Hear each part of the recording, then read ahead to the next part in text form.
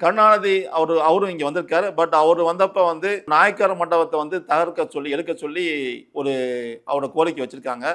அவரு உள்ள வந்து பார்த்துட்டு, சாமி தரிசனம் பண்ணிட்டு, "பழையன பழையனவாகட்டும், புதியன புதியனவாக இருக்கட்டும்" அப்படிங்கிற மாரி எழுதி வச்சுட்டு, அவரு பழமை அப்படியே இருக்கணும்னு சொல்லி அவர் தலையிடவே இல்ல.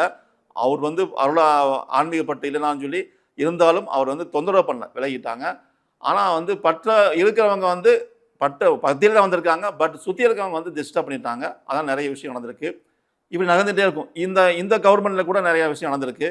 ஸோ நெறையா பழனியில வந்து நெறைய விஷயங்கள் பழனியில சுத்தி இருக்கிற நெறைய விஷயங்கள் பாதிக்கப்பட்டிருக்காங்க. சின்ன சின்ன வியாபாரிகள் மேலேருந்து கீழ வரைக்கும் நெறைய விஷயங்கள் வந்து ஆ அரங்கேற்றம் பண்ணாங்க.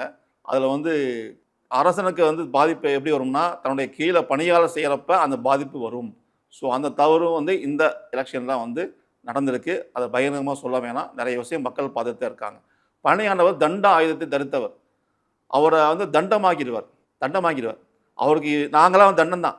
தண்டம்னா எப்படின்னா, அவர் சொல்றத செய்யக்கூடிய ஒரு பணியாளர் எங்களை வந்து நியமிச்சு, எங்களை இப்படிதான் இந்த வேலைய செய்யறதுக்கு என்னை தண்டமாக்கியிருப்பார் அப்படிங்கிற மாரி என்னை போகர், அக சித்தி அடைஞ்சு வாசியோகம் சொல்ற மாரி ஒரு தண்டமாக்கி வச்சுக்கலாம்னு வச்சுக்கங்களேன்.